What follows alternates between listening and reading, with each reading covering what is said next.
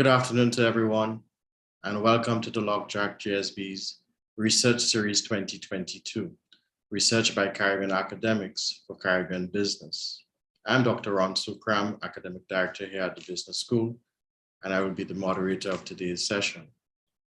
I'm pleased to introduce our presenter, Dr. Miguel Dindial, a full-time faculty member and Program Director of the Bachelor of International and Sustainable Business program here at the 𝗏𝗏𝗀𝗏.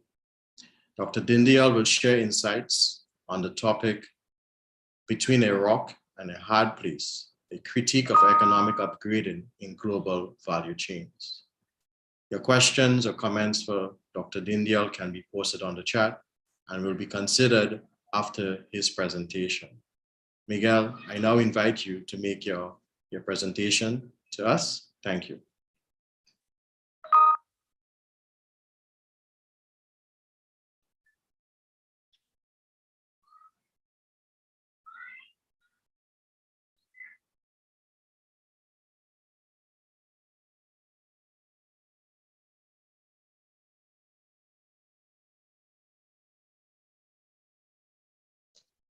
Hi, good afternoon, Ron.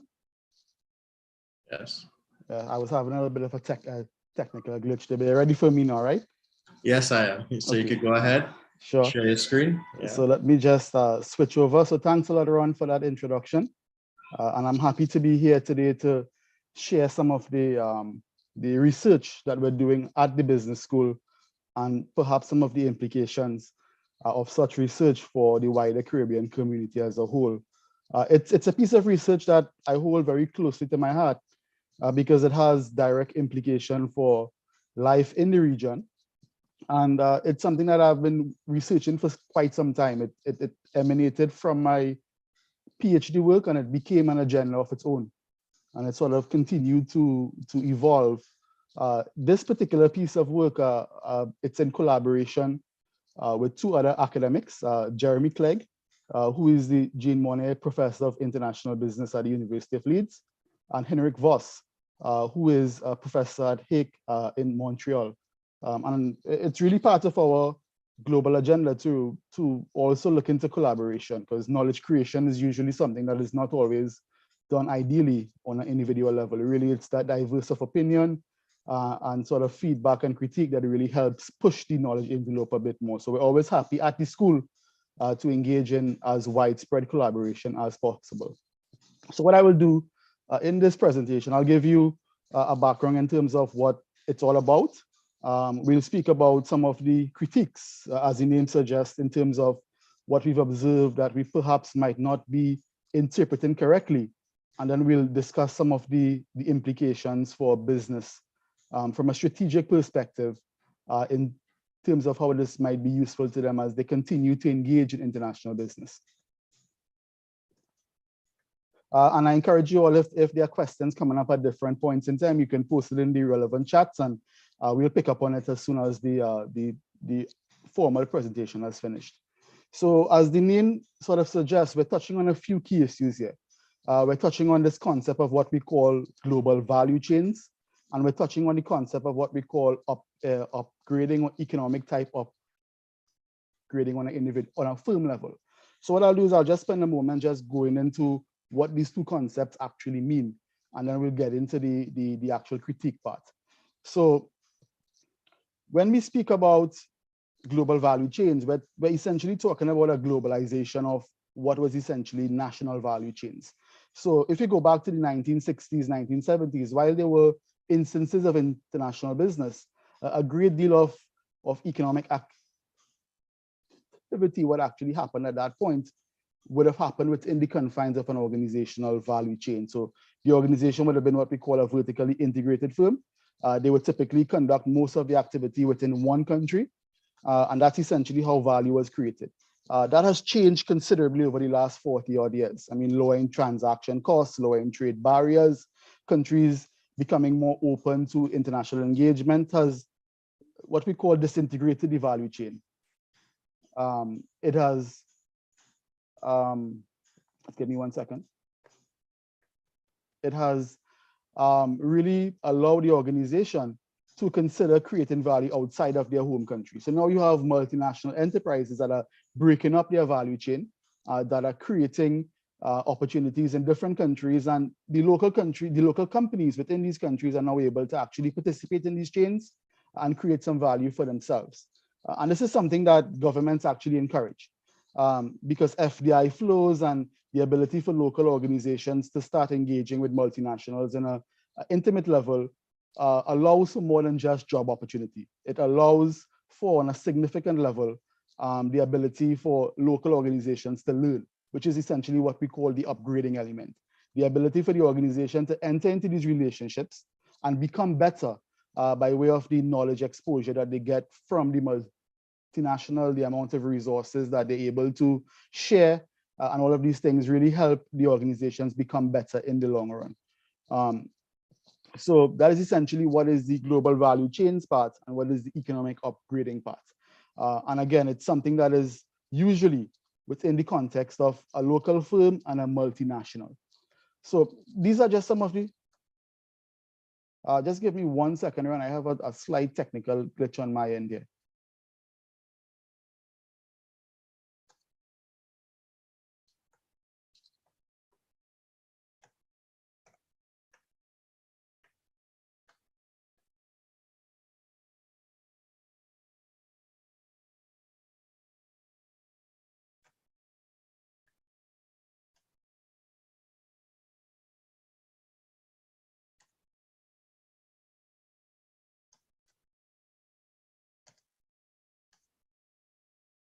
Right, so we should be good now.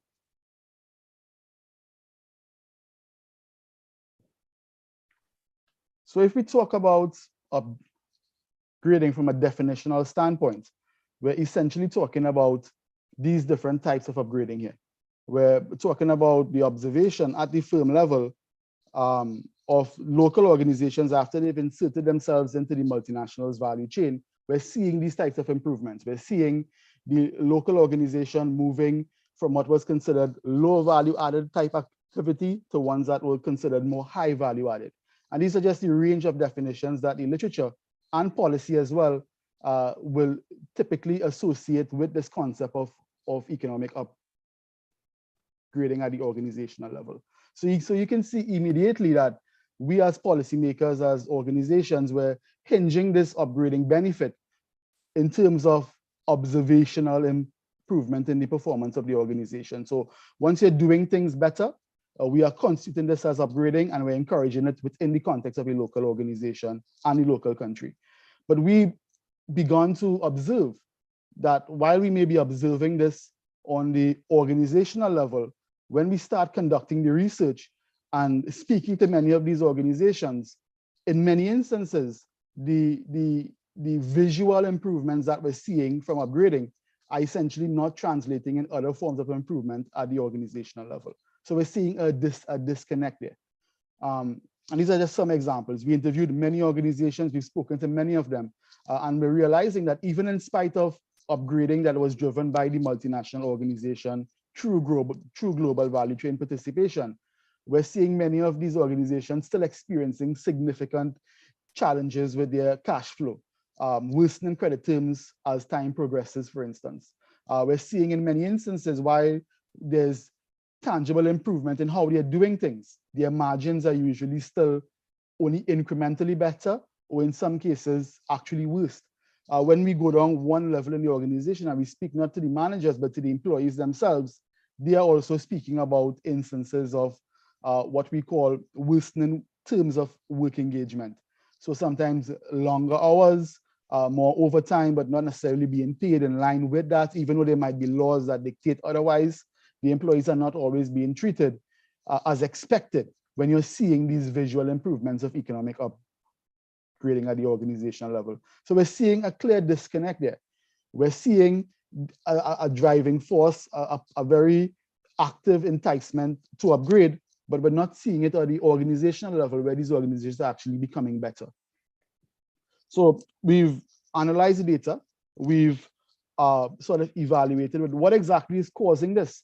And the conclusion here is that upgrading by way of visual improvements are simply not adequate to constitute as betterment for the organization itself. So what we're saying is that the upgrading is what creates the value. So we're seeing improvements, we're seeing new machinery coming in, we're seeing them moving into new functional areas, we're seeing new products being developed at the organizational level. And that is a representation of the creation of value. But there's another side of the coin. There's the appropriation of the value, the capture. So just because you've created something doesn't necessarily mean that you are in a position to actually reap the benefits from it. And we're realizing that that is happening quite a bit at the organizational level, even in light of this notion of economic upgrading. So what we're essentially saying is that the other side of the coin is in reference to the bargaining power. So in addition to creating the value, there has to be a change in the conditions that allows these local firms to actually what we call appropriate the value from these upgrading type actions. So in addition to becoming tangibly better, it has to shift the dependence framework between the local firm and the multinational organization. So in addition to creating value, this outcome has to be one where the multinational essentially becomes more dependent on the local organization for what is going to be created. If that is not happening, then essentially it means that the local firm will not be able to actually capture the value. So we have two conditions here. I don't want to go into too much detail into the actual conditions themselves, but we're saying that the dependence of the multinational on the developing country firm is directly proportional to the multinational's need for the product that the local firm is actually creating. And it's inversely proportional to the availability of those resources outside of the arrangement between the multinational and the local firm. So if these two conditions are not in play, you're not going to essentially have the mechanism for the local firm to actually start appropriating this value. And unfortunately, we as policymakers, as even managers within these organizations, we're only thinking about the first step. We're not thinking about the step after that. We're only concerned about the creation of the value, but not necessarily, well, do we have the necessary bargaining power to ensure we capture a chunk of the value itself? And what we've observed is that for the upgrading itself to lead to value creation and appropriation, these are the conditions that the local organization needs to actually consider.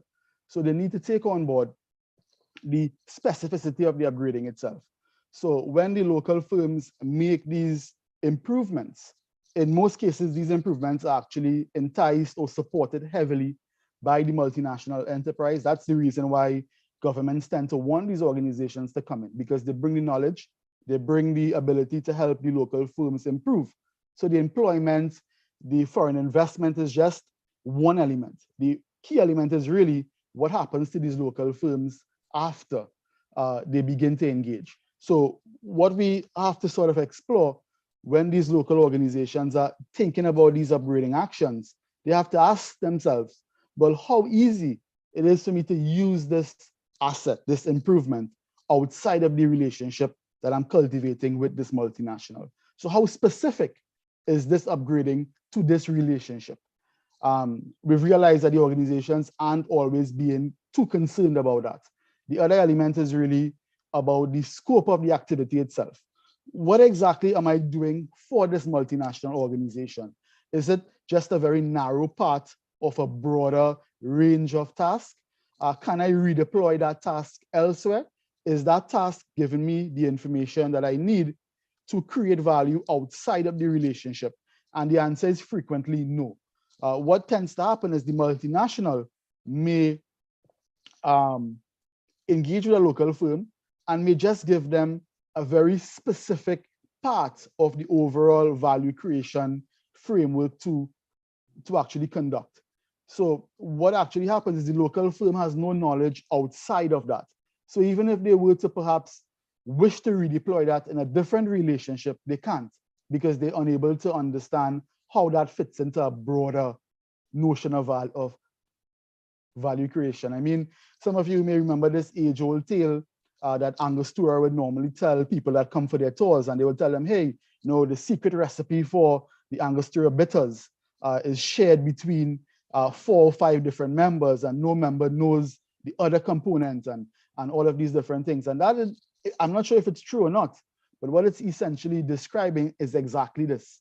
If the multinational is able to segment their value chain so thinly that the local organization is upgrading within a very narrow range, then the redeployability of that becomes very difficult. And that can create significant bargaining power challenges for the local organization. So this is what our research has indicated, that the organizations that are typically in these relationships where they're not extracting any real value are usually the ones that are not adhering to these terms and these conditions here. And I'll go into some examples later on, and I'll show you exactly what the research has sort of dictated. So we're calling it the paradox of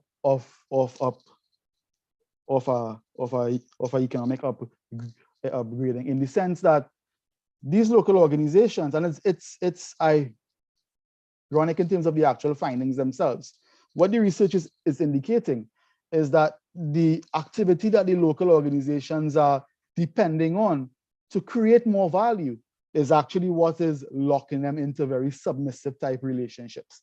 And it's not something they become aware of until it's actually too late. So when the multinational tends to come in, they tend to be very open to sharing knowledge. They tend to be very open to some extent to transferring resources, whether it be capital or otherwise. But in many instances, the range of activities, what exactly these contributions are going to help enhance, tends to be very restricted and only very specific to the multinational themselves. So the organization is becoming better, but in many instances, they're actually becoming very beholden to the demands of the multinational enterprise. It's not something that happens across the board. There are organizations out there that are being a lot more mindful of the bargaining shifts and the decisions that they make, but we're seeing quite a lot of them actually falling into this trap. So we've observed, for instance, that there's low redeployability. The developing country firm is unable to exploit the improvement outside of the relationship. The scope of the activity remains highly restrictive. So the local organizations are very good, but they're very good at a very narrow range of tasks. And the ability for them to redeploy those tasks into other relationships to create value there is a challenge as well. And that is one of the key takeaways, that sometimes the local organizations become sort of blinded by the glitter of what value can be created, but are not necessarily thinking about, well, the long-term or the dynamic perspective of where this relationship might end up. And they're finding themselves locked in to relationships that they would otherwise not wish to be a part of. And if I will, I mean, somebody will sort of ask, and I'm sure the overall audience is asking themselves, well, why would a multinational or why would a local organization choose to upgrade, choose to partner with a multinational if they know the terms that they're going to receive is unfavorable? And the answer is, it doesn't happen immediately. And this is what makes it very difficult for the local firms to follow. It's a very dynamic process from what we've observed. So this is what essentially might happen. It doesn't happen all the time, but this is what can happen very often. The multinational will come in. In many instances, the local organization will have multiple relationships that they cultivate with other domestic partners. So these organizations are existing before the multinational actually comes in. But when the multinational comes in, they offer them incredibly favorable terms. The arrangements are very inviting. They're sometimes being paid above what the market rate in the country is at that time.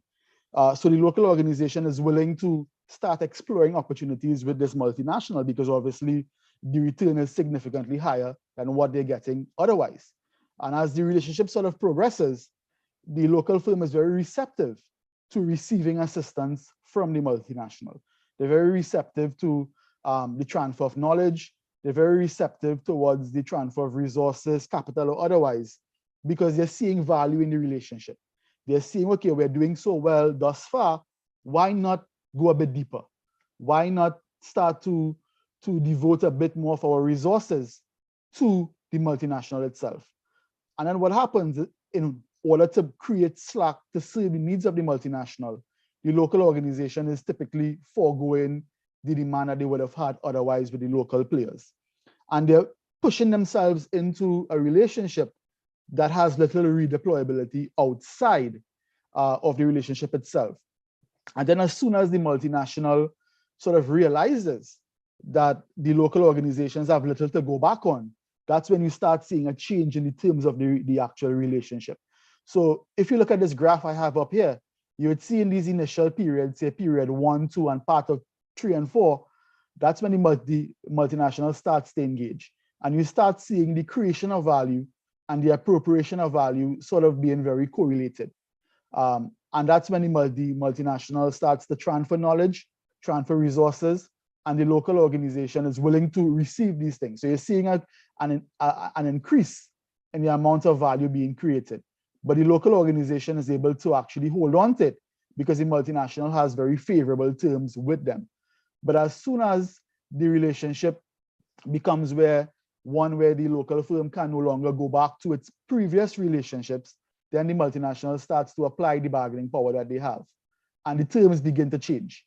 So the value creation is actually still very much standard here, but you start seeing the amount of value the local producer is able to appropriate starting to go down.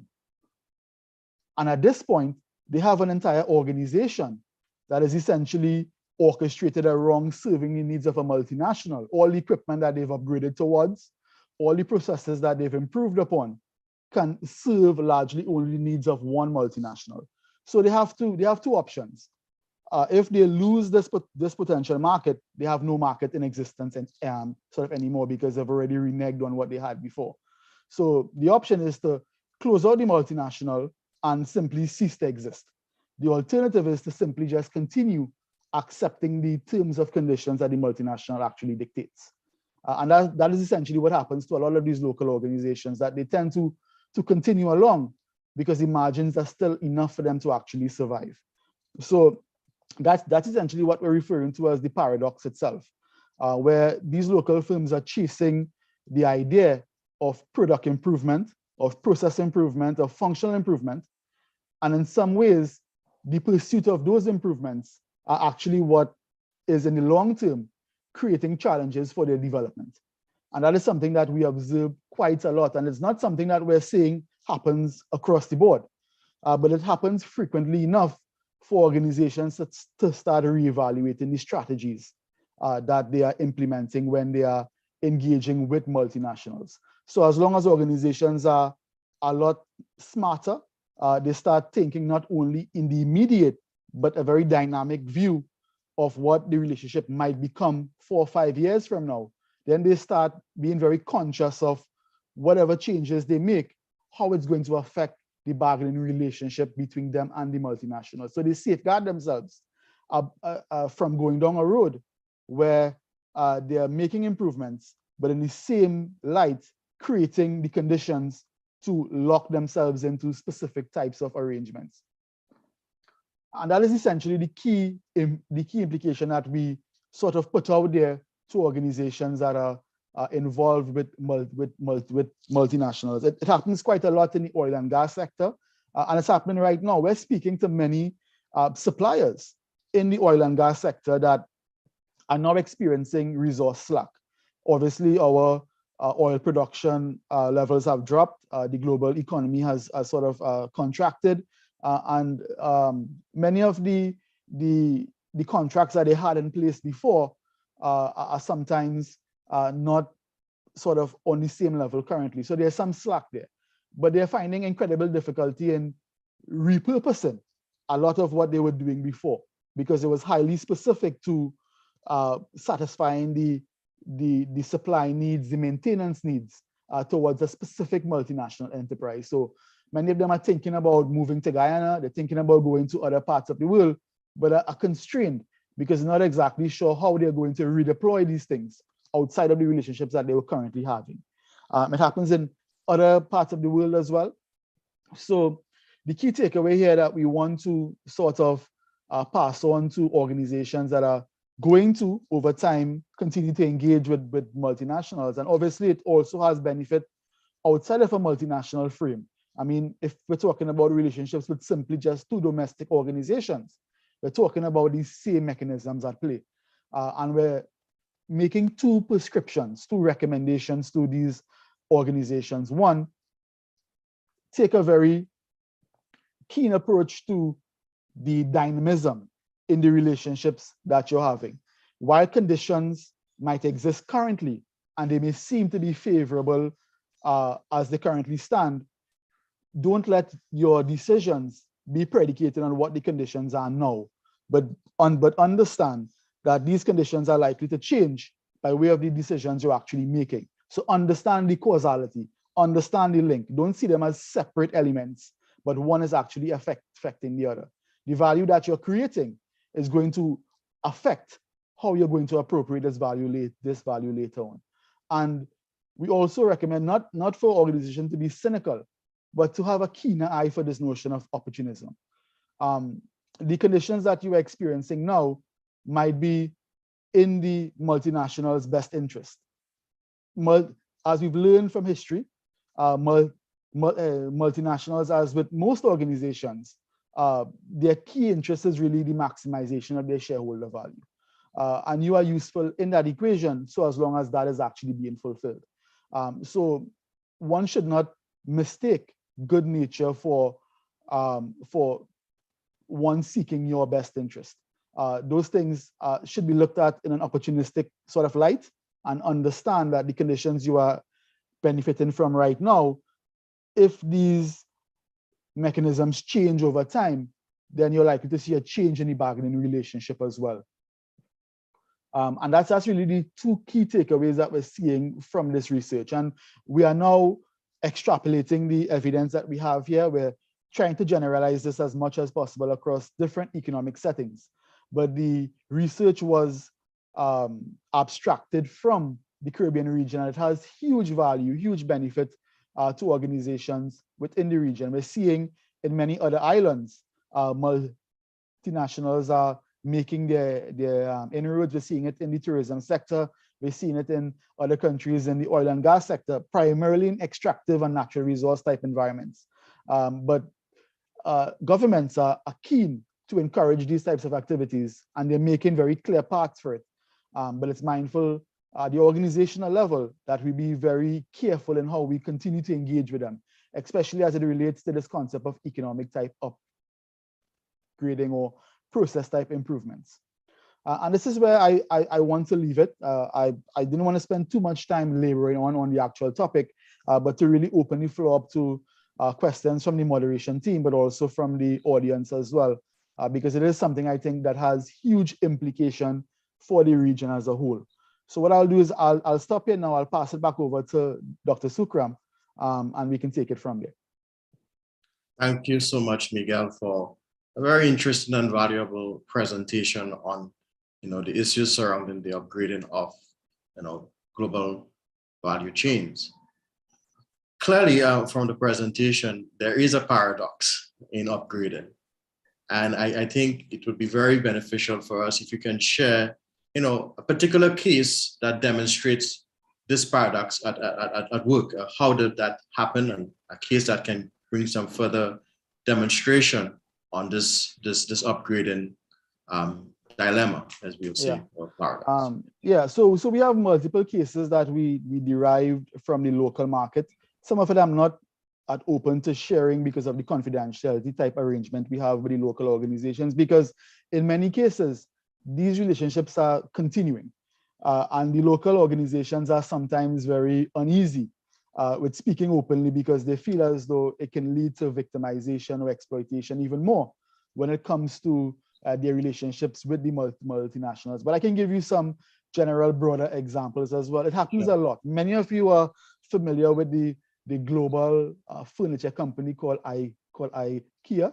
IKEA is perhaps one of the largest companies in that market, but most of their activity is concentrated within the realm of the retailing side. But they procure lots of the furniture themselves, but it's done through global value chain type arrangements, where they have a large manufacturing base in Southeast Asia, so China, Thailand, Taiwan. A lot of their manufacturers are from that region that manufacture the furniture in accordance to what IKEA's specification is, and IKEA then handles the rest of the supply chain. And we're seeing it happening quite a lot. We did some research on the suppliers there, and we're seeing exactly this at play. We're seeing many of these local furniture manufacturers, some of them actually quite large, and they're building furniture for various different companies, perhaps even local and regional players like Courts and Unicoma are sourcing furniture from these suppliers as well. So IKEA would go into these markets, will explain to them what are the specifications we want for our furniture, and then a relationship blossoms. The suppliers will then start supplying IKEA what they need. The terms are usually very favorable as well. So what IKEA is paying them is usually a premium when compared to what they're getting from the other suppliers, the other buyers that they're sort of servicing at that time. So the manufacturers are saying, hey, this is a good deal. IKEA continues to deepen because, I mean, they are a large global player. Their demand is huge. So they start increasing the orders and saying, okay, we want a bit more of your supply.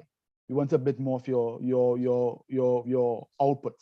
And we're going to help you to develop the competencies to do it in a very efficient manner. We have our contacts. We can get you the equipment. We can lend you money via interest-free loans. We can bring our expertise from Sweden to help you rearrange your production plant so that you are much more efficient in serving our needs and it's value for you and for I. So what the local organization then does is say, well, in order to make space for that productive output, I need to forego some of the suppliers or some of the buyers I currently have, because I can't service them and service IKEA at the same time. But IKEA is offering me all these favorable terms. So the decision is clear. Let me put them aside and let me deal with IKEA. And all of the upgrading that IKEA may do, the equipment is very specific to the specifications that IKEA wants. The way in which the factory is laid out is very specific to what IKEA needs to actually get their furniture made. And the organization is quite willing to sort of do that because I'm creating value, I'm getting more sort of return. And that happens. And then once IKEA sort of realizes that the organization can't go back, because even if they want to end the relationship and go back to the buyers they had before, the entire factory is orchestrated towards serving IKEA's needs. The furniture manufacturing equipment itself is designed for IKEA. So they can't necessarily go back to the relationships they had before. And then IKEA is saying, well, the terms we had before, I no longer want to actually honor that. I want to change it. Instead of a 30-day credit period, I want to give you 65 days. And many of these organizations have to just take it. So now they have to go and borrow to service their current sort of cash flow. And they're being put in a position where over time, the margins that they were once sort of receiving have dwindled, but they can't go back to what they were doing before. So for organizations, one might say, well, you have to be very dumb to go into a relationship like that. But if you look at the dynamic view, it doesn't happen overnight. It happens in a very incremental process. So by the time the local organization understands what they've gotten themselves into, it's too late to sort of renege and go back. So, it brings up the point that clearly the multinational in such an arrangement, provides and facilitates the building of capacity and capabilities. And then this drastic change in the nature of the relationship takes place. So there is a question from, 𝗏𝗏𝗀𝗏 from the audience that says, should such a drastic change in terms from a favorable to unfavorable for the domestic firm be mitigated through some policy change that may be construed to be protectionist, or through an education campaign warning against this possible strong arming, as well as looking in the long-term dynamic approach for their strategy? So in a nutshell, I think he's asking, what can we do about it? Firms be prepared to be able to engage in a way that will benefit them and not get that, face that paradoxical situation that you have explained. Yeah, and I would actually advocate for the latter. It has to be done through education, because in many cases, any sort of intervention from government is going to be very extreme and might contradict what may be seen as conventional business practices, because in many instances, these are civil arrangements between two organizations. So as long as there's no infringement on labor laws, if you are willing to contract with me for a lower price, and there's no sort of undue, because the multinational is going to say you have choice, you can leave. In principle, you can leave, but in sort of reality, in a pragmatic approach, you can't. So there's no force measure in terms of the organization saying that you have to do it. So in many instances, the government has limited sort of scope in taking corrective action there. So it has to be done through education. It has to be done through organizations being more aware of the strategic and long-term implications of the decisions that they're actually making. And in some cases, governments have tried to intervene. You know, for instance, it's policies like local content type laws are very often used by governments to mandate multinationals that you must produce a certain amount of your, or you must source a certain amount of your value chain activity within the confines of the local environment.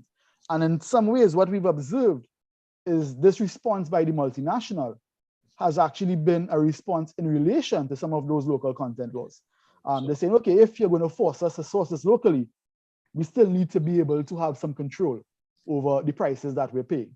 Because if you're telling us we can't go to our established buyers or our established suppliers in different countries, and we have to buy from you, how could we craft that relationship in a manner that is going to allow us to still have ownership or still have control without the direct ownership itself?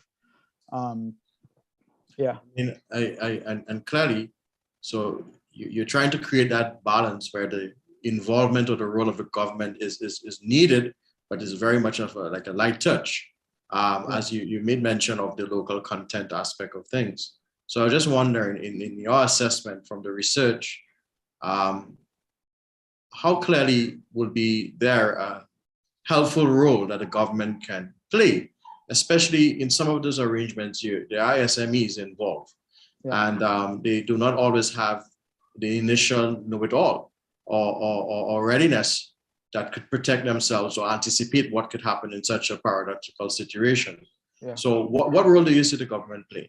And that's a very important question. I mean, we have agencies, various export-oriented agencies that help local organizations form these relationships with the multinational. So the government has really thus far fulfilled a large part of their mandate in terms of the facilitation of the relationship itself. But from what I've observed and what the research has sort of indicated is that it tends to stop at that point. A lot of the emphasis from a governmental standpoint is placed on forging the relationship itself, getting the multinationals to come in, but never what happens after. You know, and I think there's a role for the government to say, okay, we are helping form these bridges, build these sort of bridges, but we're also helping you make sure that you're managing these relationships in the best way possible. And that is actually very synonymous with how governments operate across the board. I'm not sure if it's a political interest where there's a lot of mileage to be had from saying X company came in, but not much mileage afterwards. But there's a role to be played that we don't lead our local organizations to the slaughter. You know, so we have to have a role in saying, okay, this is how you engage with them on the onset, but obviously there's considerations to be had after this relationship has sort of commenced. I mean, interestingly, you know, it demonstrates the relevancy of your research, because about 2 weeks ago, you heard about Guyana's situation with their own local content policy, you know, and the reaction through CARICOM. But someone brought up a question in the Q&A from the audience that I think is parallel, very relevant, but I would be interested to know your response to it. So when you think about the multinational relationship with the local firm, it's kind of parallel to the Chinese government and the relationship with certain countries or businesses. Yeah. So the question here is, you know, can you speak on the locked-in effect in the relation to the Chinese government locking countries and maybe organizations into submissive business relationships for generations, thereby controlling, leveraging, and benefiting from local or from global natural resources, whilst negatively impacting these countries and organizations? So Navin is asking the question then, what are the implications on such actions for international business cooperation in the long term? Yeah, it's a very huge area of discussion, but how can you use the findings of your research in terms of its application in this context? Yeah, and that's a very valuable point. I don't want to go into too much detail because I haven't done the actual research on the manner in which the Chinese government has been crafting its international relation type policy. But there are huge sort of similarities. I mean, many of the capital investments, the infrastructure investments that the Chinese governments are willing to sort of be a part of can be construed as upgrading on a national level. A lot of these sort of projects are infrastructure type, so roads, bridges, ports, and they're meant to create value for the country in which it's actually happening. And obviously, these types of monies are not being given away freely. There's conditions sort of applied to it. And in many instances, at least what we're seeing in certain countries, is that there's enticement for these investments to happen in projects that may not actually be worthwhile in the long run. So in some cases, you're seeing investments from these governmental bodies where one can argue that they're not doing their sort of due diligence in terms of seeing, because at the end of the day, one is inclined to say, well, the Chinese government is operating like a bank. They are lending money with the hopes that they're going to be repaid at some point in time.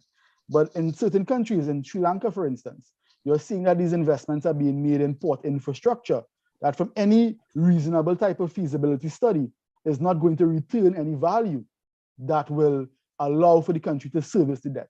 So one is inclined to say, well, is this locking sort of in itself that the investment is being made into projects that the country can not be able to actually repay in the long run? And then it allows these governmental bodies to be in a superior position of bargaining, because now you owe me, but yet you can't service the loan because the project is not going to return any economic value. So what can you give me in light of that? And then it creates a bargaining shift where they can now make certain terms and certain demands that the local government may have to sort of accede to because they can't repay what was originally lent. So yeah, there are parallels there. This is why I said in the presentation that it's something that is very relevant not only to multinationals and local organizations, but even local organizations within one setting. And as you've identified through the comments in the chat, also through government and organization level type arrangements as well, and governmental to governmental. Yes, thank you for that. We still encourage members of the audience to post any questions or comments. I know one person said, if there is a local or regional organization that maybe you could describe having faced that similar situation in terms of that change in the relationship between the multinational after favorable conditions were initially established, because we heard about the IKEA case. We were just wondering if there was any local ones or regional ones that you may be able to name from your research. I have a couple that I want to name, but I have to be very cautious. But it happens, let me just say, it happens a lot in organizations locally that are within franchising type arrangements.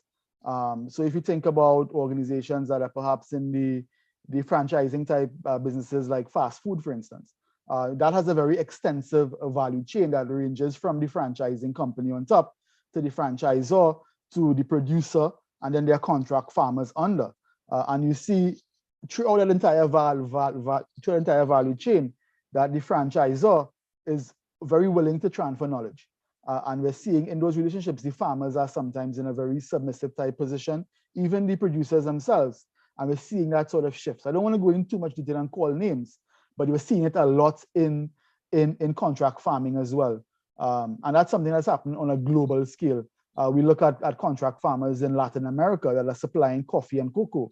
Yes. Same in parts of Africa.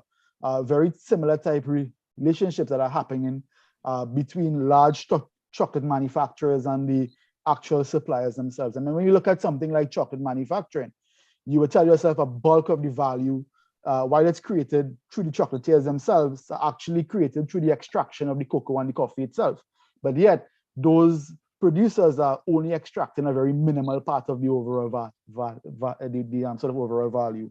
And many of these mechanisms are also in play as well.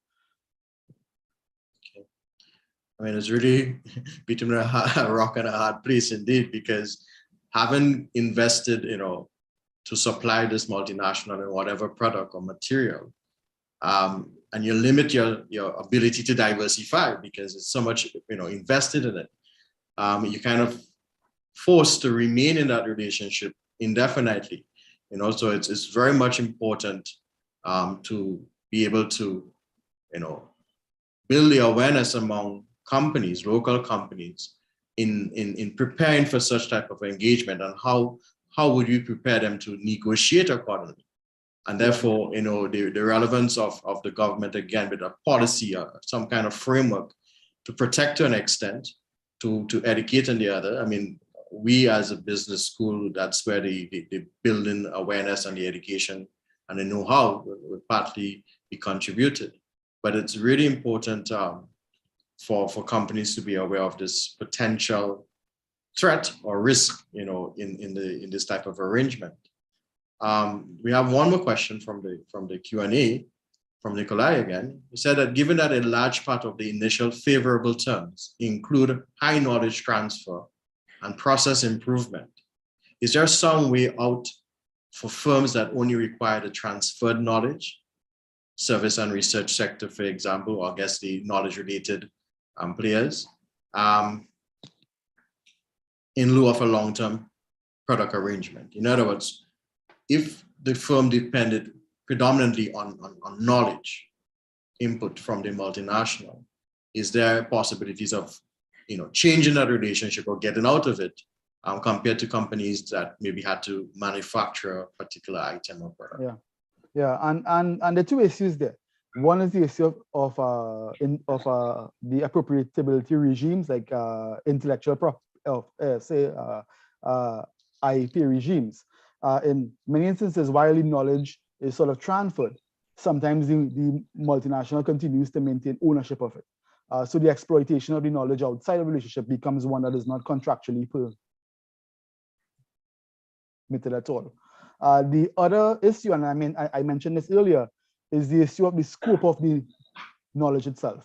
What we've observed is that there's a significant amount of knowledge being transferred, but the knowledge is actually related to a very narrow scope of activities that the multinational is asking the local firm to actually produce or manufacture or sort of service as well.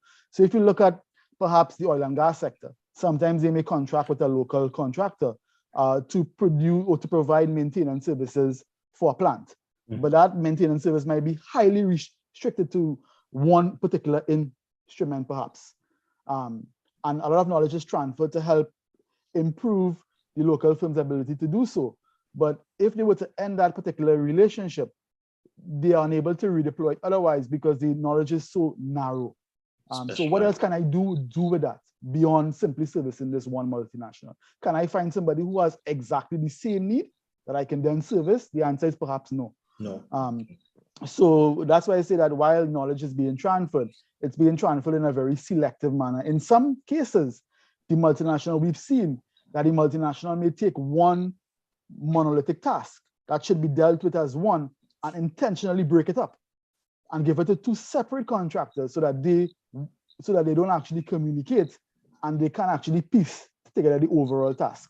So you have a half and you have a half, but the half is not valuable unless the other half comes together. Yeah. So which is very much related to the example you gave with the secret recipes, because it's basically isolated information so that you really remain confined to a particular part of the process. Yeah, that's exactly how our KFC, for instance, that's how KFC protects their secret recipe. They have different suppliers across the entire globe that provide one of the 11 herbs and spices. And it all comes in different quantities. It goes to one central plant, and then they actually engage in the mixing itself. But the person who has the quantity for herb 1 doesn't know who is the person for herb 2. Understood. So they can't actually come together to say we can recreate that in a meaningful manner. And well, I mean, we are in our final minutes of the session, but there's one question from a Stephanie. She says, coming back to the point about business relationships with the Chinese government, do you think the current procurement legislation in Trinidad and Tobago provides the requisite oversight for government-to-government transaction to ensure the best decisions are made for a country, I guess, especially in the Chinese dynamics with different countries? Yeah, that question is a little bit outside of my scope, but I would just I'm very worried, and I've been worried for a long time about the way in which we use special purpose companies and the way in which it sort of circumvents established procurement law that we have here through the Central Tenders Board and sort of all of these different things. So I think that we do have, on some level, a robust procurement legislation, but I think in some instances, our convenient use of special purpose companies are short-circuiting or undermining what is otherwise a reasonable means to ensure that there's proper procurement. So that's why I want to leave that we as a country need to reevaluate what is the purpose of many of these special purpose companies. And because in many instances, one can argue it's actually there to circumvent proper procurement.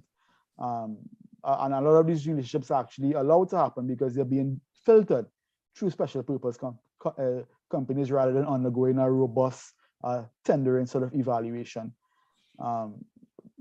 And then in some instances, I think our tendering law needs to, I'm not sure, I'm not an expert in sort of tendering law, so I don't know. But there has to be an element in there that deals with the feasibility of the investment after it's made.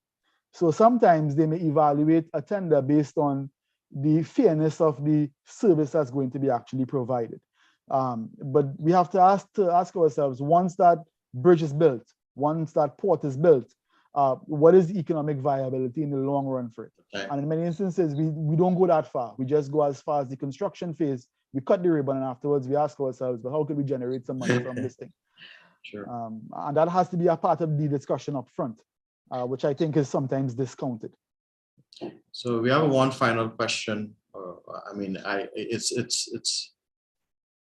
whether or not you can provide maybe even a public entity or a private entity that you can share where, for example, an SME could turn to in terms of being able to review how these arrangements are made prior to engaging with a multinational. I guess the question is, where can we turn to as a local firm if you're about to engage or you're interested in doing so at the moment to get lessons learned from a company that would have been successful in navigating through this type of arrangement? Yeah, and that's an interesting question, because obviously you have to engage with an entity that has a dynamic view of this thing. They would have been able to see an exporter, a local organization that has actually gone through the engagement phase, the operation phase, and has survived through the entire process.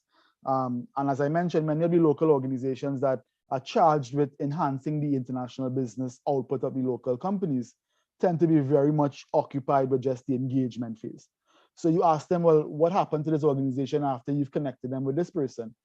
They don't actually have a system in place to perhaps track that over time. I mean, even if you were to go to a legal entity and ask them to vet a contract, at the time of engagement, if there's a contract in place, those terms are going to be they're going to be very good. So even a sort of a legal overview is not going to give you any sort of insight at the beginning. My hope is that as 𝗥𝗿𝗄𝗲, for instance, starts to develop the competencies that they have, that they start looking at these strategic elements. Because right now, I understand as a young organization, they're dealing with the low-hanging fruit. They're dealing with the fact that we need to get these organizations out there and engaging with other partners abroad. But we also need to make sure that they're surviving after these engagements are had. So to answer that particular question, I don't think there's any local organization that will provide that sort of strategic insight.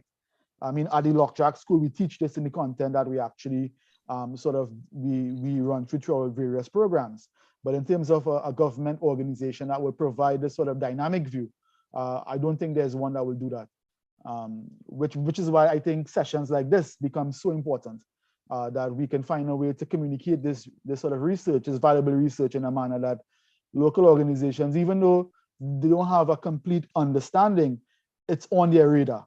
And they know, okay, this is something I need to be very aware of. So when the issues come up, they can stop and say, hey, this is a red flag. I've heard about this before. Let me try to understand this before I make these decisions I can actually go back on. Certainly. So, well, finally, I mean, your research will continue. What is the immediate next step in terms of building on this platform of research that you have had, providing such valuable insights into upgrading the global supply chain, the global value chains. Sorry. So what we're doing is that we're trying to abstract the findings that we have now into a more macroeconomic model that we can then use to understand the larger drivers and be able to have some wider generalizability outside of the Caribbean region, because there are many factors at play. So we're trying to enhance the generalizability of this so that it can really come onto the radar of organizations like UNCTAD and all of these organizations that are really charged with developing international business on a global level, and to let them know that there has to be a greater discussion than simply trying to get these less developed countries into the global value chain and really start informing them of how they need to sort of participate. Because many of these countries before 30, 40 years ago have had very limited international engagement at all. Yeah. Some of us have only been independent for 60 odd years. So there's a lot to be learned. But unfortunately, organic learning through learning by doing is not the best approach, because by the time you've learned, you are locked. Yeah. So this sort of learning needs to happen before, which is kind of challenging to actually do, because organizations tend to give this sort of thing consideration only after they're in it. But by that time, it's actually a bit too late. Miguel, thank you so much for spending the time and sharing the insights from your work. Thanks to the audience for the participation, posting their questions or comments. We will be wrapping up now. Our next episode of the research series will be on the 4th of March. So we look out and we will be sending you the relevant information in preparation for our next episode on March 4th. So thank you very much for all. Thanks for the support from the team, and we wish you all the best. Good afternoon. Thank you, everyone.